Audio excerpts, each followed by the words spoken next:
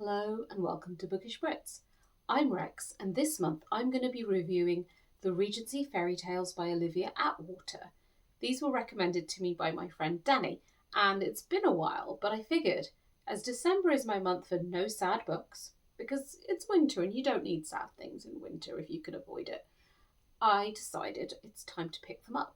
They are essentially magical romance, if I can decide that that's a category now.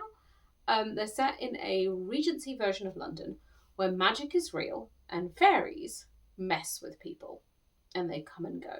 And each one is sort of a riff on a fairy tale, which I really like. Those of you who like Naomi Novik will probably enjoy these too. And the first book is Half a Soul. The second book is 10,000 Stitches. And the third book, Longshadow. This one's a bit darker than the others. But I read all of these in about 2 weeks, plus the two novellas, the first of which is at the end of Half a Soul, and the second one, the Latch Key, you have to get by signing up to the newsletter, which you will merrily do once you've flown through these. Now, the characters come and go through the novels, so you don't have the same main character throughout them, but the other characters will sort of intercede. And one thing I noticed about it is it really reminded me of Diana Wynne Jones's Howl's Moving Castle trilogy, because it's Howl and Castle in the Air and then House of Many Ways, and you can read them as standalones, but they also work as a connected narrative. And I think these do the same thing. You can read any of these on their own, but they also work as a collection.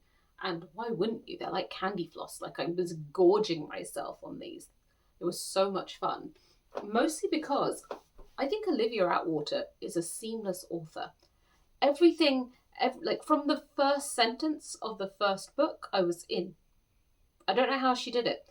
Same with book 2, same with book 3. I often like to take a gap when reading a series, but not this time. This time I wanted more immediately, and it did not bother me that I wasn't getting the same characters as the main character again.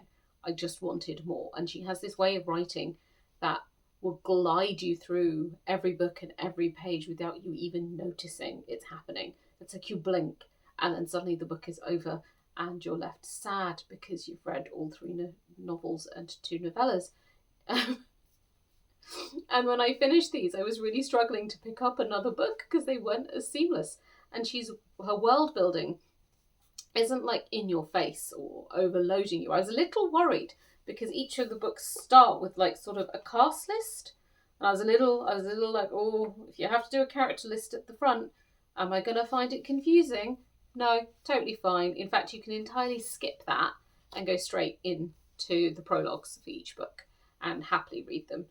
I almost don't think that you need the cast lists. Sorry, Orbit, but not sure why you bothered putting it in there. So with that in mind, my only disappointment is they're too short, but why make it longer when it's already perfect? It's a good point. I also am quite new to romance. I wouldn't have classed myself as reading magical romance before, or maybe I have and just didn't realise. I guess maybe we're back to Naomi Novik, which, anyway, I'm having a debate with myself.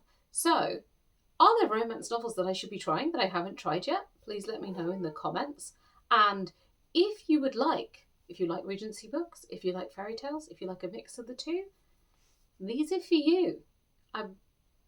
These are for you. The characters are rich and really relatable. Like I said, the writing is seamless. They're just a lot of fun, which is what I say about most of the books I review. But that's because I don't want to review things that are rubbish. So, well, maybe I do. But if you would like a winter warmer, pick these up. Thanks for watching.